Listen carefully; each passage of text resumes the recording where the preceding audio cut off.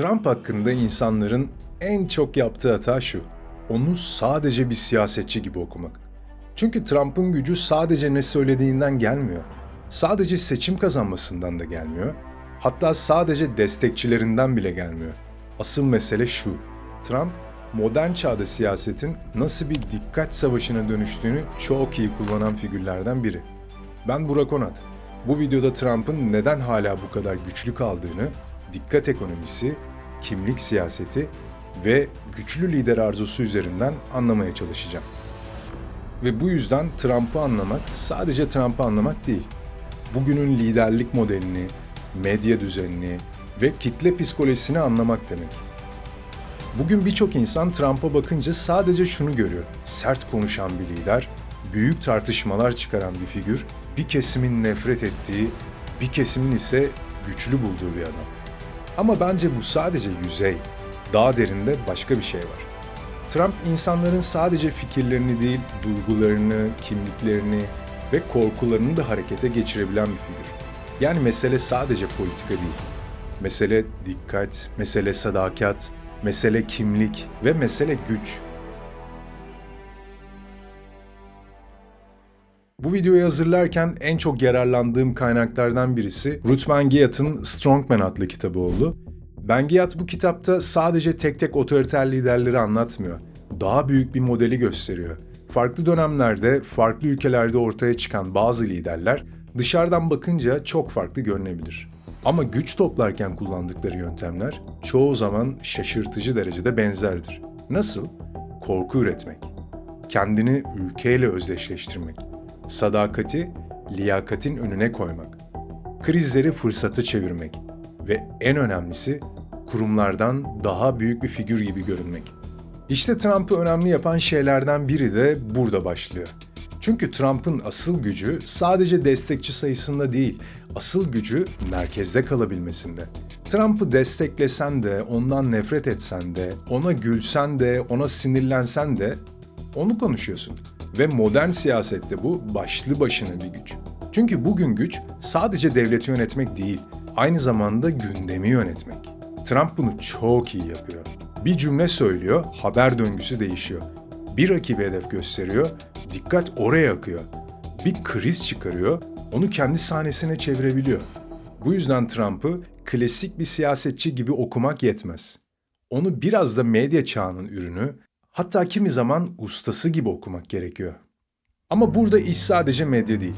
Trump gibi figürlerin neden güçlü kaldığını anlamak için insan psikolojisine de bakmak lazım. Çünkü insanlar özellikle belirsizlik dönemlerinde karmaşık açıklamalardan çok net figürlere yönelir. Zor zamanlarda birçok insan sakin ama karmaşık gerçeği değil, basit ve güçlü görünen cevabı tercih eder. Bu yüzden güçlü lider figürü özellikle kriz dönemlerinde daha çekici hale geliyor. Strongman'in anlattığı çerçevede de bunu görebilirsin. Bu tür liderler sadece yönetmeyi vaat etmiyor. Düzeni geri getirmeyi vaat ediyor. Karmaşayı bitirmeyi vaat ediyor. Kendilerini bir çözüm gibi sunuyorlar ama burada kritik bir nokta var. Bu liderler çoğu zaman kurumların gücünü arttırmaz. Kendi kişisel güçlerini arttırır. Yani devlet sağlamlaşmaz, lider büyür. Sistem güçlenmez, kişi merkezileşir. Trump'ı önemli yapan şeylerden biri de tam olarak bu. Onun etrafında oluşan siyasi enerji çoğu zaman klasik sağ siyasetin de ötesine geçiyor. Çünkü burada sadece bir parti bağımlılığı yok. Bir figüre bağlılık da var. Ve bu bağlılık çoğu zaman rasyonel bir destekten çok kimlik temelli bir sadakate dönüşebiliyor. Bu da bizi başka bir noktaya götürüyor. Trump'ın gücü sadece destekçilerinden gelmiyor, rakiplerinden de geliyor. Çünkü Trump'a karşı çıkanlar da çoğu zaman onun kurduğu sahnenin içinde hareket ediyor. Yani Trump kendi kitlesinin değil, rakiplerinin de dikkatini yönetebiliyor. Bu çok önemli. Çünkü modern çağda bazen en güçlü kişi en doğru kişi değildir. En çok konuşulan kişidir. Ve Trump bunu herkesten daha iyi anladı. Burada şunu da net söylemek lazım. Bu video Trump iyi mi kötü mü videosu değil. Bence daha ilginç soru şu: Trump neden hala çalışıyor? Neden bu kadar tartışmadan sonra, bu kadar krizden sonra, bu kadar kutuplaşmadan sonra hala güçlü bir figür olarak kalabiliyor? Bence bu cevabın 3 katmanı var.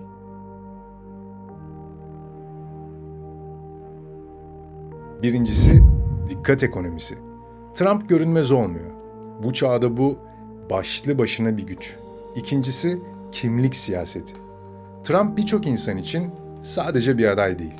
Bir öfkenin, bir tepkinin, bir aidiyetin sembolü. Üçüncüsü, güçlü lider arzusu. Belirsiz bir dünyada birçok insan karmaşık gerçeklerden çok kararlı görülen kişilere yöneliyor. Ve işte burada mesele Trump'tan daha büyük bir hale geliyor. Çünkü Trump bir istisna değilse, bir işaretse o zaman bize şu soruyu sorduruyor. Bugünün dünyası neden bu tür figürler üretmeye devam ediyor? Neden insanlar hala sert konuşan, kutuplaştıran ama merkezde kalan liderlere çekiliyor?